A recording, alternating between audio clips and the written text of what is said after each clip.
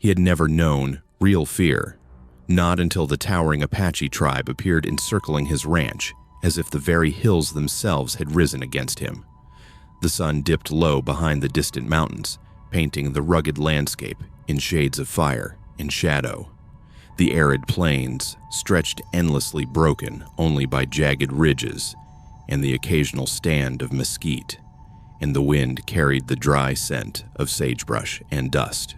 Somewhere in the distance, a faint drum beat began to echo, slow and deliberate, sending a shiver through the horses.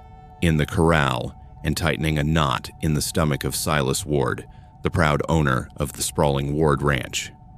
Ayanna returned from her journey through the Northern Territories, her presence commanding yet composed. She was the daughter of the Apache chief, a young woman of formidable height and quiet authority, her dark eyes sharp and observant. Every braid of her hair, every line of her posture spoke of her lineage and the respect she had earned among her people. Today, however, her mission was simple yet risky: to find work to earn an honest wage, and perhaps to observe the settlers' ways firsthand before her arranged marriage that would unite two powerful tribes. She had no inkling that the encounter awaiting her would test not only her patience but the pride of a man who believed his ranch was his kingdom.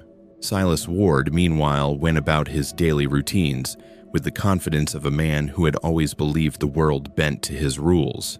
A tall, broad-shouldered rancher with a keen eye for his cattle and an even keener sense of his own authority, Silas had little patience for strangers, especially those from the local Apache communities. He prided himself on running a tight operation, and in his mind, outsiders were a complication he didn't need. That was until the day Ayanna walked through the doors of his ranch house looking for work. She stood nearly a head taller than most men, her presence alone commanding attention. Her request was simple and respectful, but the weight of her stature, her unwavering gaze, and the calm assurance in her voice seemed to draw every eye in the room. Silas, unsettled by the quiet authority radiating from this stranger, made the mistake of letting his pride speak for him. "You're too tall for me," he said aloud, loud enough for the few locals in the room to chuckle. "You'll never fit in around here. Find yourself a circus if you want work." The words landed like stones, heavy and cold, yet Ayanna did not flinch. She simply nodded, once gathered her few belongings, and turned to leave. As she walked past the onlookers, an almost imperceptible shift occurred. Men who had smirked moments before averted their eyes. Women stepped back, making room. Even the store owner removed his hat in subtle, almost reverent acknowledgement. Silas dismissed it, attributing it to politeness, but the discomfort in his chest told him otherwise. He had underestimated the ripple effect of his insult. By evening, the air grew tense. The cattle huddled uneasily, their eyes flicking toward the distant hills. The wind whispered through the sparse trees, carrying a rhythm that was both foreign and unsettling. And then he saw them, shadowed figures along the ridgeline, hundreds of them, not advancing, not threatening. Yet their presence was undeniable. Silas's pride faltered as his gaze swept across the silent watchers. The drumbeat, faint but steady, pulsed like a heartbeat through the valley, a reminder that this was no ordinary encounter. Something far greater than a simple misunderstanding was taking shape, and he realized, with a cold nod of dread, that his choices the previous day had set the stage for a reckoning he could not ignore. The sun set behind the mountains, and the shadows deepened, stretching across the ranch, as if the land itself had conspired against him. Silas Ward, for the first time in his life, felt truly exposed. Across the valley, the figures remained a silent, immovable presence on the horizon. The real test, he knew, was only beginning. As dawn broke over the valley, the ridges that had seemed empty the night before revealed their true occupants. Hundreds of Apache warriors stood like silent statues, their figures outlined against the pale light of morning. Painted faces, feathered headdresses, and carefully adorned horses marked them as more than mere defenders. They were emissaries of honor, sent to watch, to test, to teach. The sheer scale of their presence made Silas Ward's heart pound in ways he had never felt before. For the first time, he realized that his careless words had offended far more than a single young woman. Ayana's dignity was bound to her people, and by insulting her, he had challenged the pride of an entire tribe. Silas squinted across the distance, trying to count the figures along the ridges, but their numbers seemed to stretch endlessly. The rhythmic drumming that had haunted the valley through the night now grew more deliberate, echoing across the hills like a pulse. It was ceremonial, yet commanding an unspoken warning that this was no ordinary dispute. The cattle in the pastures shuffled uneasily, sensing the tension in the air, while Silas's own nerves tightened, like the reins of a restless horse. He had never faced a reckoning like this, and he could not simply ride away. Into this tense tableau stepped Joseph Crowfeather, an elder of the Apache and trusted advisor to Chief Running Bear.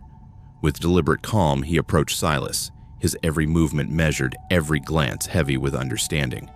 "You are Silas Ward," Joseph said, his voice carrying clearly across the valley. Silas nodded, swallowing hard, realizing that any attempt at arrogance or denial would be futile. The elder continued explaining in deliberate English that Ayana was his daughter. A young woman of great standing promised to marry the son of Chief Ironhawk to unite their people. Silas's careless words in the store yesterday had been heard and felt not only by Ayana, but by the community she represented. The insult was more than personal. It was an affront to the delicate balance of honor and peace between tribes. Despite the intimidation, the Apache warriors made no aggressive move. They did not charge, nor did they raise weapons. Instead, they formed a living barrier around the ranch, their stillness exerting a weight far heavier than any attack. The fires along the ridges flickered in the morning light, their glow enhancing the ceremonial pageantry, casting dancing shadows across painted faces and ornate horse tack. The drums beat steadily, punctuating the silence between like the heartbeat of the valley itself. The visual splendor was mesmerizing, almost hypnotic, yet terrifying in its implications. Silas realized this was not about retribution. It was a carefully orchestrated lesson in respect, patience, and humility. Ayana, meanwhile, watched from the edge of the encampment, her presence calm but unyielding. Tall and dignified, she embodied the values her father and people held dear. Silas observed her closely, recognizing for the first time the strength behind her quiet demeanor. She had come seeking work, and in return Silas had thrown judgment and ridicule at her feet. Now her people ensured that he would understand the weight of that mistake, not through violence, but through the unyielding gaze of hundreds of warriors, the resonance of drums, and the dignity of tradition. Joseph finally spoke, cutting through the tension like a blade. "Silas Ward," he said, his voice firm yet patient. "The insult cannot be ignored. Your words have consequences, and you must make amends. You will work among our people for 30 days. You will follow the tasks given, no matter how humble, no matter how difficult. Only then will the debt of honor be repaid." Silas's stomach tightened at the words. 30 days of labor watched by hundreds under the scrutiny of the chiefs. His pride bristled at the thought. Yet he understood there was no other choice. This was not punishment for punishment's sake. This was a trial, a chance to learn to understand, to rise above his own arrogance. The scene held its tension as Silas nodded slowly, committing himself to a path he had never imagined. The Apache warriors remained on the ridges, their eyes steady, their presence unwavering. Fires danced along the hillsides, drums echoed like a heartbeat, and the valley seemed to hold its breath. In that moment, Silas understood the stakes. This was about more than him. It was about honor, respect, and the fragile threads of peace that bound two worlds together. And somewhere in the shadows, Ayana's steady gaze reminded him of the lesson yet to be learned. The true measure of a man was not in strength or pride, but in humility and the courage to face the consequences of his actions. The first morning of Silas Ward's trial dawned cold and unforgiving. the sun just beginning to peek over the eastern ridges, as the elder Joseph Crowfeather handed him 2 heavy water buckets. The stream lay nearly a quarter mile from the camp, and each bucket felt like it had been carved from stone. Silas's arms trembled as he hoisted them, the muscles he had relied upon for years, protesting every step. The sweat stung his eyes as he trudged back and forth, the eyes of hundreds of Apache warriors silently tracking his every move. Not a word of mockery, not a flicker of impatience from the adults, only the weight of judgment hanging in the air, quiet but unrelenting. By midday, his pride was bruised more than his arms. He had spent his life commanding respect through strength and reputation, but here, every task was humbling. He chopped firewood until his hands blistered, fed, and groomed the horses with a diligence he had never afforded before, and learned the precise order for building and tending the ceremonial fires. Any mistake drew the quiet correction of the warriors, their guidance firm, yet free of ridicule. They offered no laughter at his struggles, only expectation. The pressure was suffocating, yet it forced him to focus not on himself, but on the work, on the rhythm of labor, and reluctantly on the people around him. Even the children became his teachers. Little Eagle, a boy no older than 8 but already trained in the ways of his people, approached Silas mid-afternoon on the second day. "You are the man who was rude to Ayanna," he said, calmly watching Silas fumble with a tangle of leather reins. Silas swallowed, embarrassed, and nodded. Without a word of reprimand, Little Eagle knelt beside him and demonstrated the proper way to bend and soften the leather. "Like this," the boy said patiently, his movements precise. For the first time, Silas felt the sting of humility paired with a strange warmth, the willingness of a child who had every right to scorn him to teach rather than condemn. Days bled into one another, each son bringing a new lesson. The second week forced Silas to wrestle with tasks he had always dismissed as beneath him, preparing meals for the camp, grinding corn, weaving baskets, mending clothing. His fingers were clumsy and raw, his attempts often ruined by impatience or inexperience. Yet the Apache women guided him gently but firmly, insisting on accuracy, on care, on respect for the work itself. Each failure was not met with scorn, but with an expectation that he would rise again, that he would learn. Through it all, Ayanna remained a quiet presence on the edge of the camp. She never intervened directly, yet every glance carried weight. Her tall, dignified frame moved through the shadows of the fires, her dark eyes watching, with a patience that pierced Silas more deeply than any rebuke could. He began to understand that this trial was never about labor alone. It was about perspective. The pride he had carried once, a shield, now felt like chains. Each task mirrored the insult he had thrown at her, mocking someone for their size or appearance, while claiming his own superiority. By the 15th day, a subtle transformation had begun. Silas struggled to repair a torn saddle when Little Eagle approached once again, this time offering guidance without commentary. The leather must bend, not fight, the boy instructed gently, allowing Silas to try again until the work was correct. Silas paused, realizing the depth of what he was learning. Strength was not measured in dominance, in making others feel small, but in the ability to carry burdens with care, to learn from mistakes, to lift others without thought of self-interest. Evenings were long spent gathering firewood, tending fires, or observing the ceremonial practices of the Apache. The rhythmic beating of drums, the solemnity of rituals, and the precision of every act of preparation impressed upon him the weight of discipline and tradition. Silas, who had once considered his authority absolute, found himself humbled by the consistent patience and expectation of the community. Each night he returned to his small tent, exhausted body, aching mind racing. Yet a quiet sense of purpose began to grow alongside the physical toll. By the end of the 3rd week, Silas's movements were more sure, his hands steadier, and his pride tempered by understanding. He no longer approached tasks with resentment, but with a measure of respect for their significance. The once trivial chores of hauling water, preparing meals, and caring for horses had become lessons in patience, empathy, and endurance. He observed the warriors, the women, the children, and even Ayanna herself with a new lens, one that recognized dignity in action, not in stature or reputation. On the 30th day, the realization crystallized within him.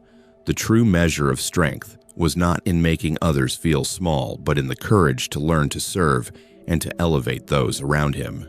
For Silas Ward, the trial had stripped away pride and revealed a man who could finally understand, respect humility, and the quiet power of honor.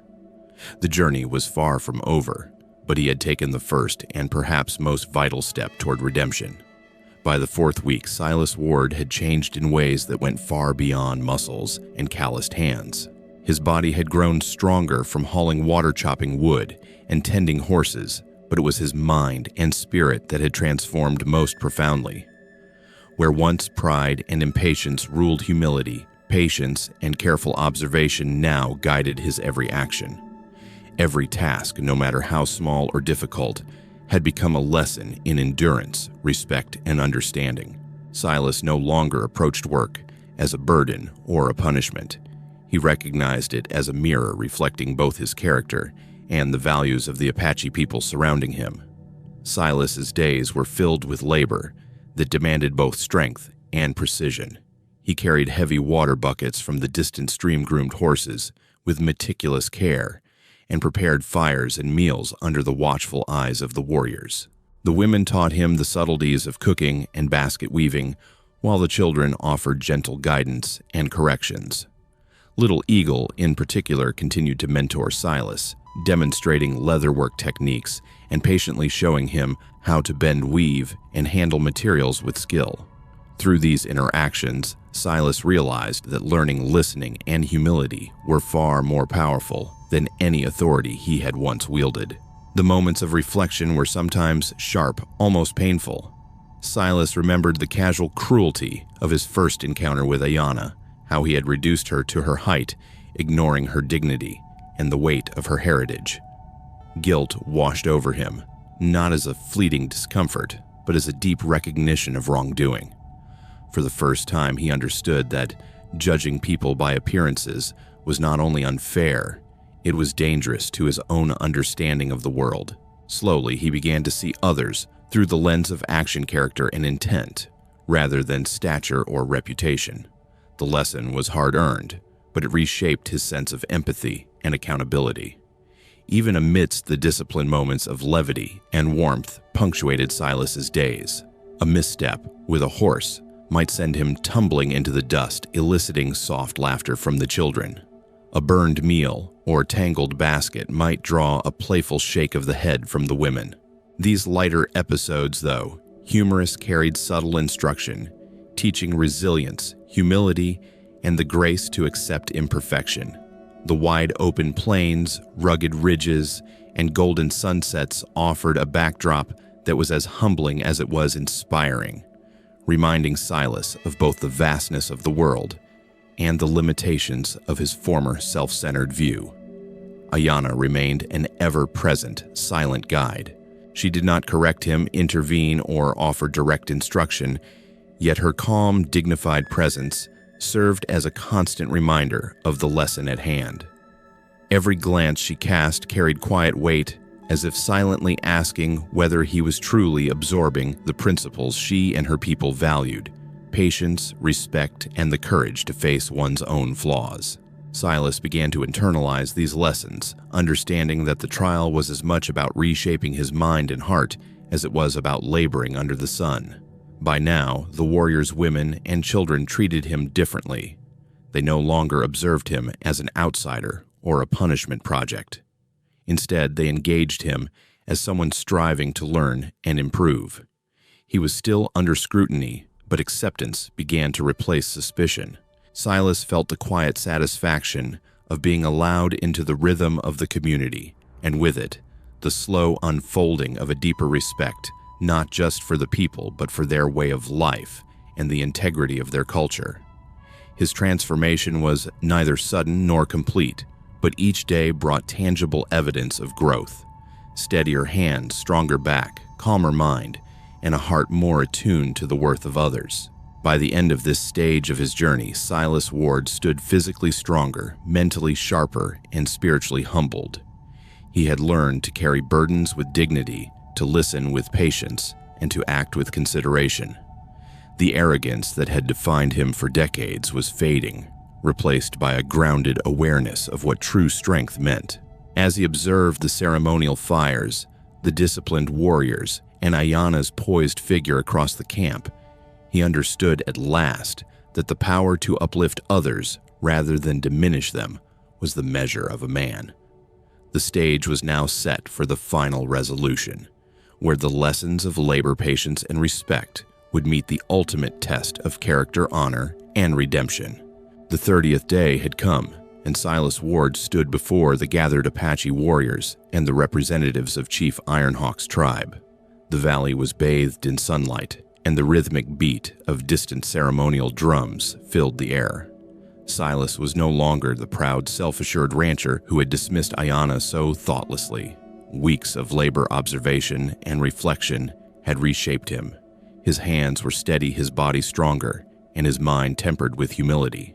He lowered his gaze slightly, acknowledging the lessons he had learned, aware now that true strength was measured not by pride or stature, but by integrity, patience, and respect. Ayana stepped forward, her tall, commanding presence calm and assured. She looked at Silas with no anger, only the quiet acknowledgement of someone who had watched him grow. "You have completed the tasks," she said, her voice clear and firm.